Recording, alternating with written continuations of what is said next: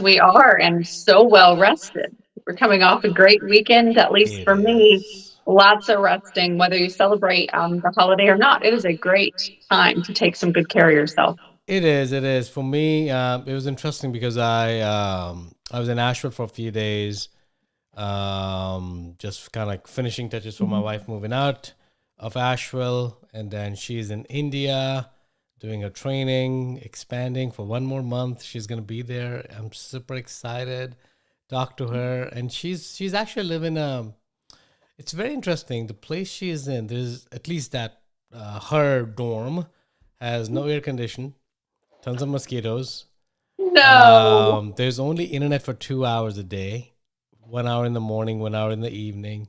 You can't read much. You can't listen to it. You can't watch Netflix. At least that's what they're recommending her to do.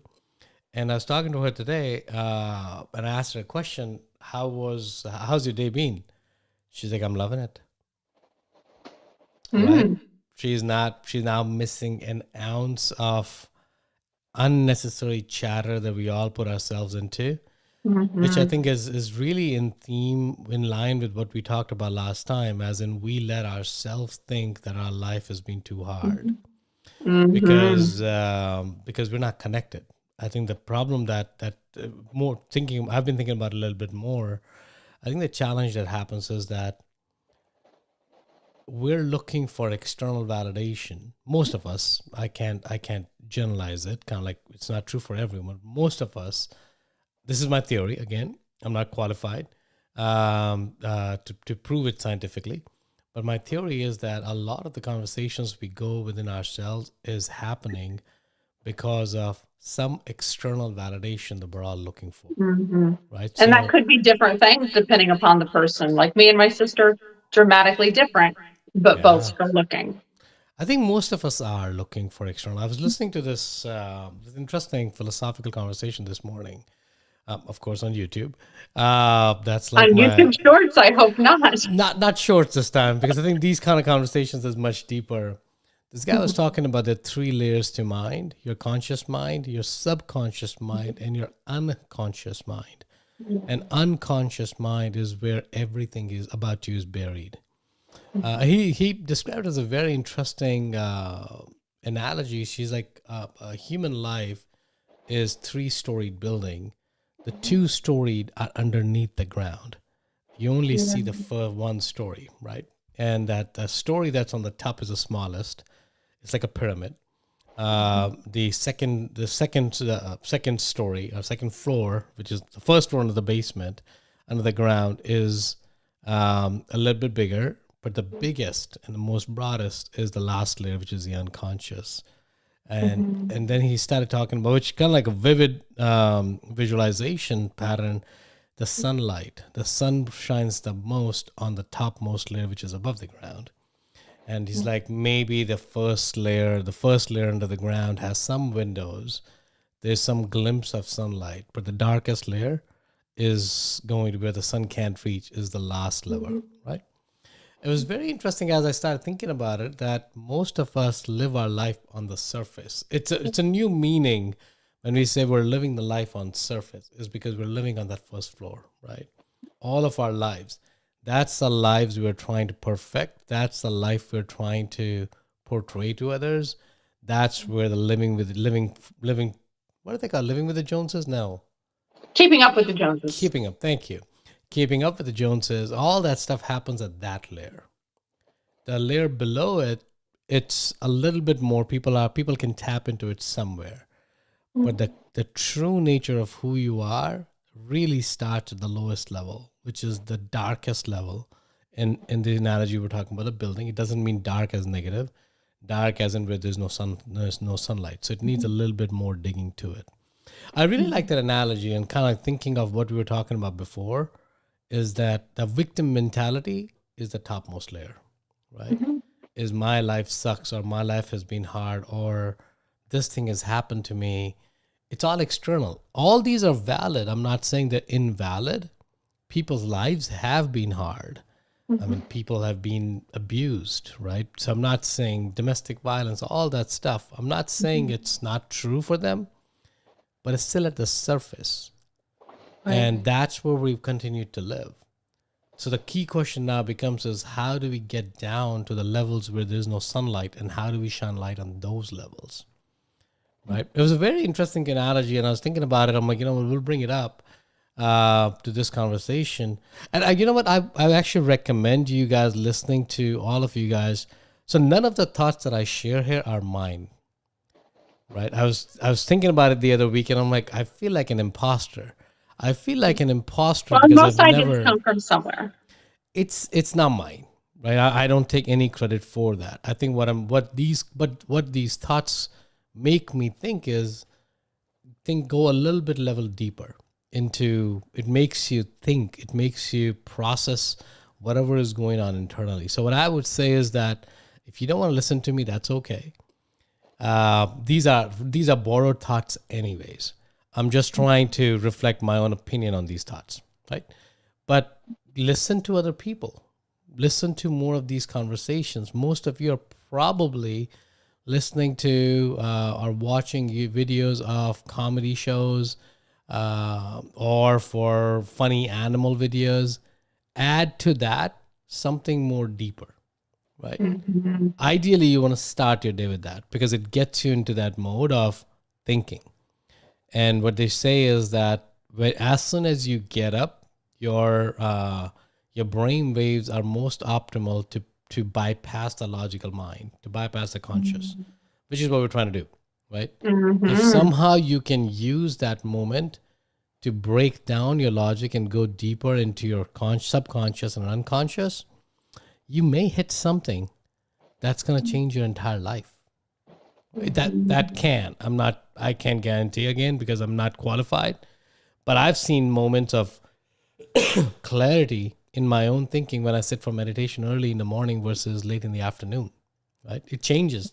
The quality of the meditation is very different. It could just be me because I'm hungry, and I don't, unless I finish my meditation, I don't eat food. That's just my promise to me. So I'm forced to do it early on. The earlier I do it, the earlier I can eat, right? So for me, that's my commitment to me. So it's kind of like a forcing function. You can pick whatever you want. Like I have a friend who listens who says that if I don't do meditation, I don't listen to podcasts, right? So that's beautiful, and he's a podcast junkie. So for him, it's very important to meditate for him time, and he has some weird mathematical formula for the amount of time he meditates is the amount of time he can listen to the podcast, some multiplier to that. Good for it's him. it's actually very interesting when you start thinking about what motivates us, right? Right. And And everybody's again, different. Again, you have to know what motivates you. 100%. But you can't judge, oh, meditation may not be that important to me because I'm tying it to something else, right? It may not be important to you right now. So you have to use these loops, these forcing functions to make sure And it's that. very much like exercise. A lot of people just like exercise. Once you get your body conditioned to exercise, your body craves it. I wouldn't know, but you're probably right. I would know. Yeah, I wouldn't know, but that I think that was I was gonna share that everything that we talk and everything that we do is intertwined, and it's an interesting observation to me of the conscious, the subconscious, the unconscious. It's new. It's new as in I've known it before, I've heard it before, but I've heard it differently this time, right? So I'm I still like the processing it. visualization because for so many people, myself included, there are parts of yourself that you perhaps know this is an issue for me, this is a Right. trouble for me, this is a problem for me, and you don't want to dig that deep. And what I like about your visualization is it's okay to dig deep and to admit something about yourself that's not favorable or not, you're not proud Right. of it. That's a part of who you are. And for Yeah. me, that's always been a challenging part of my self-discovery journey to admit certain parts of myself that maybe aren't the best thing I could do. Correct. Correct. Correct. I think one Mhm. of the things I was thinking about was where does anger come out? Where does irritation come out? Where does it live? Mhm. Right? Right, Because maybe you're unconsciously biased towards being angry, right, but at the conscious level, you're suppressing it because you want to be intellectually right, right? You want to be right. socially That's right. people pleasing. That's classic people People pleasing to pleasing. suppress your anger and your own needs. Correct. But now, if you think about it, that if you're suppressing something that's deep down, is going to find an expression somewhere else in your life. Mhm. Absolutely. So, if you want to get rid of something, and I think that's really what I believe happened to me. I don't know if I talked to you guys about my story. I was a chain smoker. I was smoking 4 or 5 packs a day. I would skip meals, skip everything. I would just smoke. And I've tried quitting it several times. It became such an easy thing to quit. I'm like, quitting is so easy. I quit it every time. Quitting cigarettes is so easy that I quit it every day. Something like that. It became just a habit of quitting. I'll quit. This is the last cigarette I smoke, and then I'll go back again, right? And I was at a meditation retreat where I was volunteering. I was not even doing the camp. I came back. I couldn't smoke. I could Mhm. not smoke. I puked for like 3 days. If I put a cigarette in my mouth, I'll throw up. So I think what happened there, this is after this listening to this conversation this morning, I think what happened there is something got released unconscious at the Yeah. unconscious level. So I was not suppressing at the top level. When I was suppressing it, internally I had the urge to smoke, right? Either it could be physical dependency, psychological dependency, or unconscious level for a variety of programming that we could have done at the unconscious level, which is it's cool, I need it, or whatever. That need went away. And when that need went away, there were no withdrawal symptoms. It was cold turkey, and I've never smoked since then, ever. Mhm. It was so simple. It just happened instantaneously. So I think where I was going with that was when we're talking about my life's been hard or this specific incident or my parents were not nice to me or they were not supportive or I had a spouse who abused me, I had a partner who abused me. All these are valid. I'm not saying these are invalid. For your reality, they're valid. Whoever the victim or the sufferer in that regards. But the question we're going to ask ourselves is, has it changed the unconscious behavior? Has it altered the unconscious level of who you are? If it has, you may want to think about it more. But if it hasn't, then it's just at the surface, right? Right. You just got to then go deeper and connect with your unconscious and figure out a way how to do that. And the best way to do that, Joe Dispenza talks about it all the time. Until you turn your logic off, your Mhm. subconscious and unconscious can't find the expression, Mhm. right? Which is same true with this thing is if you're always thinking, no, I'm right, this person did that to me, this spouse or this partner or this family member or this teacher or this friend or whatever, pick some, we're always using something external has caused us misery, right? We never, the funniest part is we never give credit to something external gave you happiness. Usually Mhm. I am happy, but something else is causing me sadness, right? Mhm. Usually it's that. I think both of them, unfortunately, as long as we're living at the first floor level, Right. we're basically putting our logical brain, our likes and Mhm. dislikes, our attachments, or whatever. It's happening at that level. So the goal needs to be then, how do you penetrate below? And Correct. I don't know the way to do that. If I wish I knew an easy mechanism of flipping of the switch that you can get to that level. I think it's an internal work, and everyone has to do that by themselves. And I think that Uh, everybody's so different. And the everybody is way that they different. process is so different. And to your point about altering the subconscious level, that's why when it's so important, because my subconscious level has been altered before. It's Yeah. so important that if you're in a situation where something's not right for you, you're not being treated in a way that's respectful. It's so important to think about how that can alter you in the long term and Yeah. leave that situation as soon as possible within reason and, of course, always safely. Right. Because what we don't think about sometimes is, well, this toxic work environment's not so bad. I could stay for another 5 years, You but could. 5 more years is going to alter more and Yeah. more of who you are. And so Yeah. And that's I something to think, think about too. If your life is not perhaps how you want it to look, what can you alter to ensure that right. your integrity of who you are is still staying quite firm? Very true. And then that's true for your job, Mhm. right? That's true for a relationship. That's true for your house, your ecosystem, whatever. It's true for It can be for everything around anything. you. It can be for your hobbies, your art, even the way you dress. It can It be could be. quite small Could things. be. It could be very small thing. It's I think it's important. It's kind of interesting. I was with my in-laws this past weekend, and we started talking about towards after the dinner time, we started talking about relationships, right? And it's always interesting to have this conversation when people are curious about asking questions. Everyone's sharing their opinion. No, And no I'm one's sure right. they're biased towards their daughter because parents always are. Yes and no. It's interesting. I think they've come to that point, a stage where they don't really. They're just expressing what they feel. Yeah. And one thing, my mother-in-law was asking me this question. She asked me that question. It was a very interesting question. Well, what was her question? Her question was to the effect of, why can't people stay together anymore?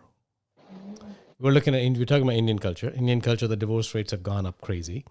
I've read that. Right. And we were thinking about, I have an opinion that it's happened. And listen to me fully before you say I'm being feminist or sexist.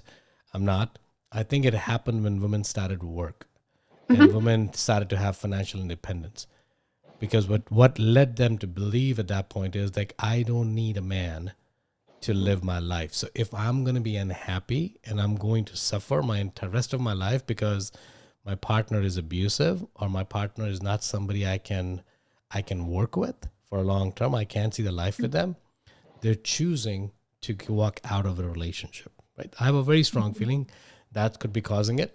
Again, I'm not in India, so I can't really say if that's true, but I think with a very high degree of probability, this factor plays a lot more important role, right? And then the question starting was, okay, why do women have to work or why do men have to work?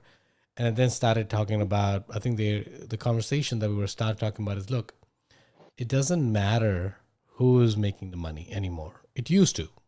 It used Yeah. to. The men has to earn the bread and woman has to make the house, right?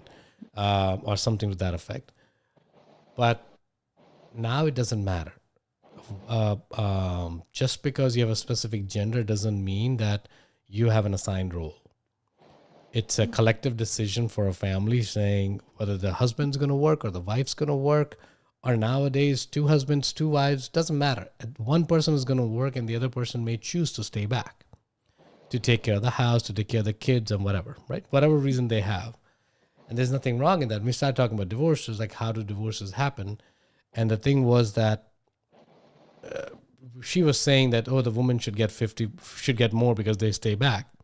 I mean, that's actually true for men as well, because a lot of men, if they choose to stay back, is because they believe in their partner's career being much better than theirs, and they're willing to take a step back and take care of the house, right? If in that situation the divorce happens, well, it's because of the husband's sacrifice, the woman has been able to progress in the career. And it's a switch. It also works the opposite way, Right, it where does. the wife takes a step back and the husband's going out to work, right? It Mm-hmm. goes both ways, kind of like but I'm sorry, this is a long-winded way of No, saying I'm completely following it. And I think it's there's an a lot of merit interesting to it. conversation, because a lot of that conversation that was coming up was the conditioning, right? Yeah. Of this is right versus this is wrong.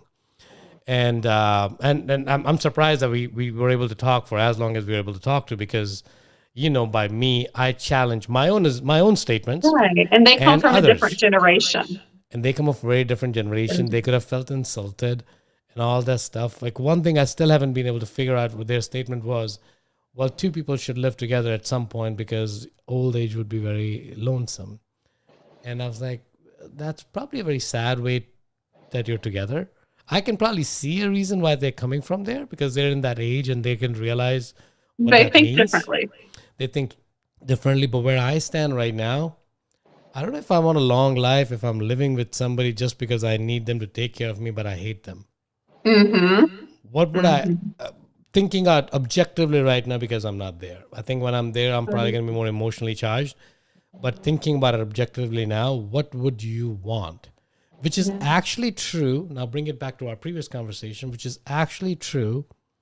Why do something today and feel bad about it if that's not sitting well with you, right? Correct. You know at the core of your heart that victim mentality is not serving you well. You know it, right? Because you Mm-hmm. know you're not happy when you're thinking my life sucks for whatever Yeah. the cause may be. You're not happy, right? Nobody likes to be in that stage. I've been in that stage. I know exactly what it feels like. Maybe not to the extent somebody else has had, whose life situation has been much harsher than mine, possible. Right? But that stage, we have to all figure out, and maybe as a society, as a collective human society, we have to help other people move Yeah. out of that victim mentality instead of saying, give them pat on the back saying your life Yeah. sucked. And you have to be a gentle mirror sometimes. And it's not You about do. being rude, but you have to hold up, hey, this is how you're treating yourself. Hey, this is And how you you're have talking to to. yourself. And to be that for somebody is absolutely huge. I'm going to add my 2 cents on your divorce. Would you Please. like to hear it? Please. Yeah, I would love to. When people are staying single longer, because I'm single more by circumstance than choice, you get set in your ways. So for Yeah. me, because people aren't getting married as young, I like to do this on Tuesday, this on Wednesday, this way, Yeah. that way, this way. It's much harder to merge your life with two people that are very set in their own ways Yeah. versus when, because my parents got married incredibly young, like Correct. incredibly young. It was much easier for them to mesh a lifestyle together versus taking two separate lifestyles and putting them together. Yeah, and I think that nowadays the marriages are happening later and later, right? So Later and both later. And like for both me, there's certain parties. things I can't ever give up that people are just going to have Yeah. to deal with. Yeah. No, I agree. I met somebody who is now 50 in Asheville. We're having breakfast and she was saying, I want to meet my Prince Charming. I'm sure I'm she like, does. why haven't you met him yet? What do you think? Why haven't I shouldn't have asked that question because that was my wife's It's friend. okay. I'm sure she was fine with it. But she was like, that's an interesting question, or something to that extent. That I'm like, do you think this has something to do with a person, or does it something to do with you? Mhm. What's causing you not to find that Prince Charming? Or what is Prince Charming for you? What does that mean? Right? She would very well thought out answer, and Mhm. she knew what she wanted. But I'm like, you basically alienated over 80% of male population because very few people are going to fit in that category. Very I'd say few, I alienate more than 80. more than 80. I'm like, at that point, it's going to be hard. So are you, I'm not saying, I'm like, who am I to tell you your choices are wrong or Mhm. your likes and dislikes and your strong feelings about certain things are right or wrong. But you have very small probability of finding somebody unless you're constantly on the lookout, and maybe it may get tiring. So Mhm. are you really looking forward to it? Or are you dreading it? Right? Very heavy breakfast conversation, of course. We shouldn't Yeah, have of started course. with that conversation, but I think it's because, and I don't think there's an answer. No. There's no And like most answer. things, everybody's different. Everybody is different, correct? Yeah. But I think what you want to draw out of these conversations is, what are you seeing in other people's life that you can draw from, right? You don't have to get divorced to figure out whether divorce is right for you, right? Or how can you do something today? I have a friend in DC whose daughter asked him, she's 21, 22 years old. She asked her dad, who's now 55, hey, Oh, Dad, how are you and mom staying together because you don't do anything together? Like, what's keeping you alive? What was your initial reaction to that question? It's like, I thought that was a very insightful observation because most teenagers don't even care about their parents' lives. That she's thinking about relationships. She's thinking about who she wants to potentially spend time with or not spend time with. His answer to him or her was, look, we'll figure out our lives.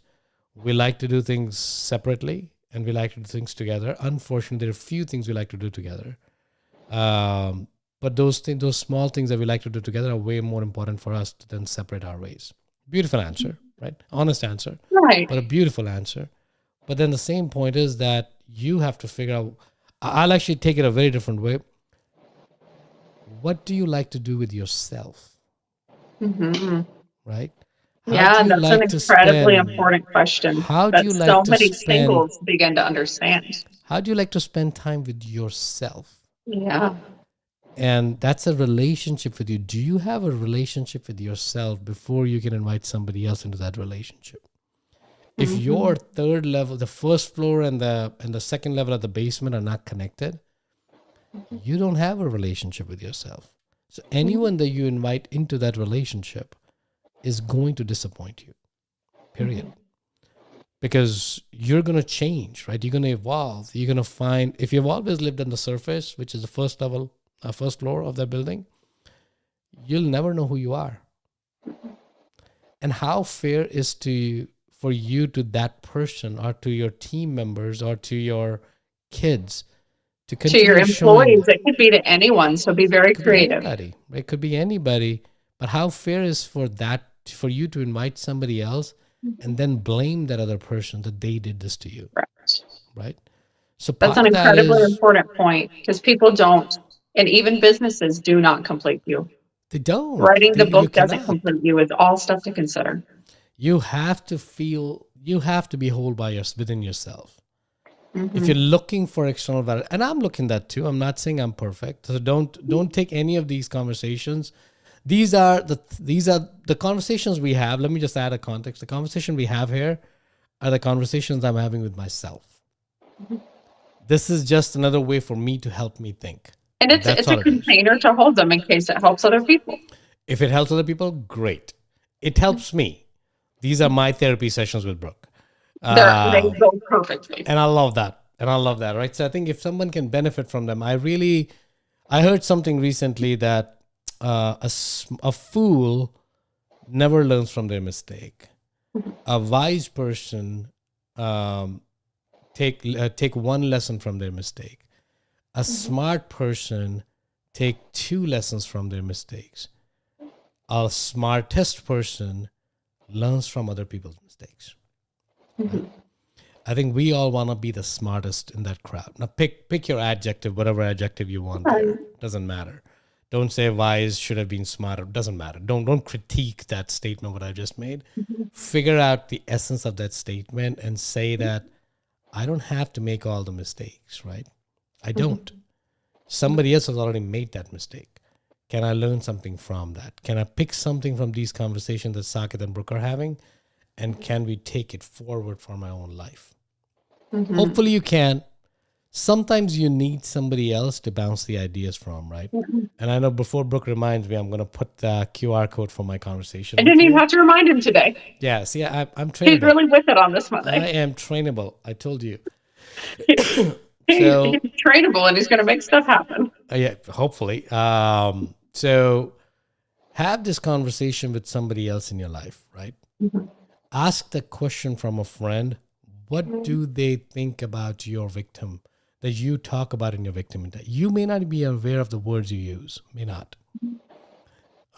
If you ask 10 people who are very close to you, just ask them a question that, how do you perceive me? And just be quiet. Simple. You don't have to add any more context. How do you perceive me? Both positive and both negative. Doesn't matter. Whatever comes out of their mouth. Chances are people are going to be very gentle in the beginning. They're going to give you all the compliments you need. Most And likely. that can be fun too. That could be fun. Take it, but don't attach your ego to it. Then ask them, okay, tell me one negative thing about me. Give them that privilege. Give them that privilege to be open with you, right? With a promise to yourself that you're not going to hold it against them. Correct. Because you're going to lose a great friend. And if somebody is willing to tell you, there are very few people in this world who are going to tell you what your weaknesses are. Very few people. Most people are trying to pull you down. Unfortunately, for your own good, they think they're helping you, right? Because they don't want you to be exposed to the whole world and be vulnerable, Right. Or be in and pain fail, or suffer. or be in pain. They don't want you doing that. So I'm not saying they're doing it with any ill motive. Most people are not bad people, but they're going to pull you down. But if somebody is telling you, hey, Brooke, I don't like when you use the word, I hate myself. And I hear you saying, I'm not saying, Brooke, you say that. I'm using as an example that I hear you say that in 30 minutes of conversation, it comes up 20 times. Right.